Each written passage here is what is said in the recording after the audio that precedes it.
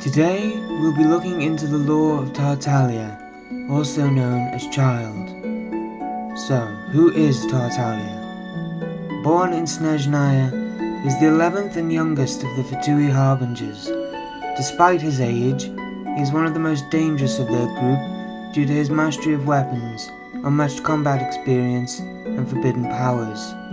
As their vanguard, he heads into enemy states alone and strikes at their vulnerable underbellies with surgical precision just as conflict is about to erupt. Despite his position, he doesn't seem to fit in well with the other Harbingers, as he finds their deceitful methods distasteful, whereas they find his quarrelsome personality tends to invite unwanted trouble, as we see in his character story.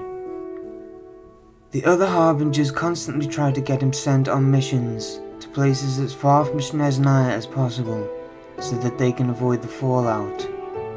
The man is incomprehensibly ever in the eye of the storm, and these unusual experiences have also made him quite the show-off who revels in the praise of others. Unlike other members of the Harbingers who prefer to keep a low profile, Tartaglia will often go to watch public performances, occasionally even becoming part of the show himself. What do we know of his past? Tartaglia was born as Ajax, named by his father after a hero's tale. He would be inspired by the tales of his father's adventures as they were ice fishing upon the frozen lake. These were stories of his father's adventures from when he was young, and they became the future that Tartaglia secretly envisioned for himself. So he would pay close attention, putting himself in the shoes of the protagonist of those tales, immersing himself fully in them, even as they waited for the fish to bite. By the age of 14, he had become bored of his monotonous life at home, and so, with only a short sword and a bag of bread in hand, he made his way into the snowy wilderness of his homeland to search for adventure. Unfortunately, he wasn't sure of his destination and got lost in a snowy forest along the way. Pursued by bears and wolf packs, he lost his footing and fell into the bottomless crack in the earth's surface. There, he witnessed the endless possibilities of another ancient world. There, he would meet a mysterious swordswoman. She would introduce herself as Skirk, and he became her student for 3 months down in the abyss, away from the eyes of the gods. In those 3 months, the swordswoman taught Tartaglia how to pass through the abyss unhindered, and more importantly, nurtured the ability to stir up endless havoc from within Ajax's trouble-mongering nature. No one knew what happened within the darkness during those 3 months, nor would Ajax ever speak of this to anyone. When his worried mother and sisters finally found him in the forest, only 3 days had passed in this world. Thus did Ajax's first adventure end, and his now rusty short sword in hand. This would mark the end of his youth and the beginning of his days as a warrior. His time in the abyss had changed the once frightened and hesitant boy. He had become confident and acted as though the world revolved around him, stirring up trouble wherever he went. His revelry in this chaos culminated in a huge brawl with some near-fatal misses, giving his father no choice but to hand over his beloved son for conscription into the Fatui.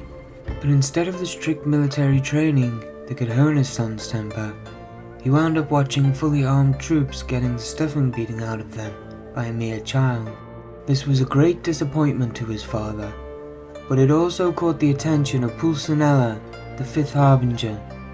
Shocked by Ajax's great strength, and curious about how he had invariably become the eye of a vortex of discord, Pulcinella inducted Ajax into the Fatui under the pretext of meting out punishment, ordering him to start from the bottom and take up the duty of serving the Tsaritsa. Tartaglia's insatiable desire for conquest would have him rise through the ranks quite quickly. He would gorge upon the elation of vanquishing mighty foes until he was chosen to be one of the Harbingers, donning the mantle Childe. But this was not his end goal. He sought to conquer the world, and this was but a tiny step on his journey. His electro-delusion is an old badge of honor given to him by the Tsaritsa after ascending to the rank of Harbinger, and the proof of his strength. As he stood before the cold, stern Tsaritsa, Pedrolino, the very first of the Fatui, personally pinned this insignia onto him. It was his reward for slaying many terrible beasts and a memento of countless battles. But it was not this that brought Tartaglia joy, for honor is the natural reward of the warrior. Nor did he pay any mind to the odd looks his new fellow colleagues gave him, for the opinions and bellyaches of others meant nothing to him. The sight of the Tsaritsa on her lofty throne alone stirred the young man's heart with respect and admiration, not merely because she opened the way for him to find an abundance of looming battles, but also because of the way she looked upon him. Her gaze was cold but pure, arrogant yet sharp. She was not only the sacrosanct cryo-archon, but a true warrior also. Thus did Childe, having received his delusion, swear an oath of fealty to the one and only Tsaritsa of Snezhnaya. What are his abilities? He possesses a hydrovision and manifests a variety of weapons made of pure water, with daggers and polearms being his preferred choice, though he is able to summon a large whale made from water to crush the traveller during the battle at Golden House, showing that he is not limited to just manifesting weapons. He also holds an electro-delusion that greatly improves his speed and allows him to use the electro element, though it seems to require him to wear his mask for reasons that are yet to be explained.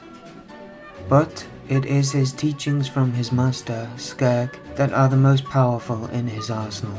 Named Foul Legacy, likely in relation to the heretical teachings he had learned from her, he is able to combine both his vision and his delusion as he takes on a new form. With armor covering his body, a celestial purple cape, and his mask forming a singular crystalline eye in its center, he grows in size and takes on a more monstrous appearance. His weapon now seems to have a solid form and looks to be something exotic, perhaps a weapon created or twisted by the abyss, in a similar way that the festering desire sword became corrupted by the venom of Durin. The Shard of Foul Legacy description states, "It is stained with a profound colour that is not of this world, no doubt due to the land of darkness that the young boy saw with his own two eyes." Perhaps it has nothing to do with the power of delusion, but as they say, the weapon reflects its user. During the battle at Golden House, and also in his story quest, we see that this transformation, although powerful, takes a great toll upon his body and could potentially kill him if used for extended periods of time. The name of this transformation also has an extended title, which is Foul Legacy, the Devouring Deep. Perhaps tapping into the abyss for power also drains the life from its user, and only those strong in spirit are able to resist turning into a mindless monster. Dainsleif says, "Some say few are chosen and the rest are dregs, but I say we humans have our humanity. We will defy this world with a power from beyond."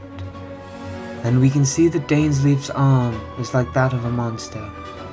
This could be a hint towards the power from beyond, potentially trying to take over the one harnessing its power and corrupting them, as we hear happened to the people of Cainria, though perhaps those with exceptional willpower or occult knowledge are able to resist this power from completely devouring them.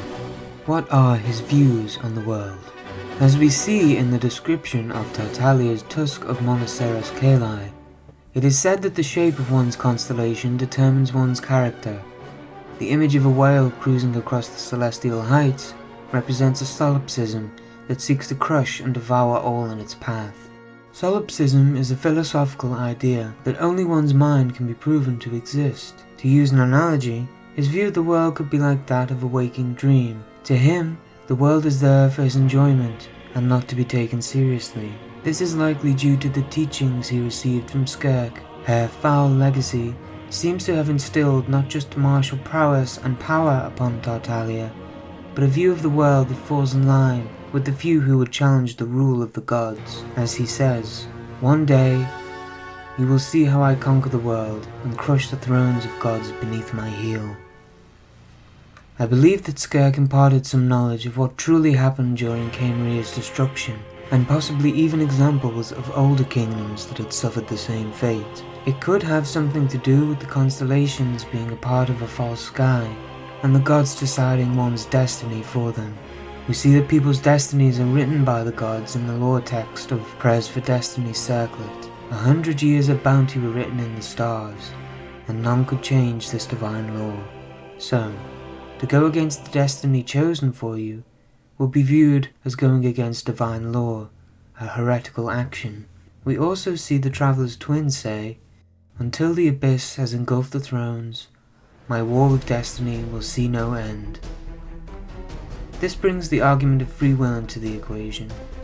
If the inhabitants of Tevat are unable to control their own destinies, and thus do not have any free will, they are prisoners and playthings of the gods, and it is no wonder that those who have learned of this have chosen to go to war with the gods, even at the cost of their own humanity in harnessing the powers from beyond. Tartaglia's Shadow of the Warrior says, "It is the product of a will to fight that has been honed over countless slaughters. If humans do indeed have destinies, then his must surely have been twisted by such deeds. Why else then would he always be at the heart of every conflict?"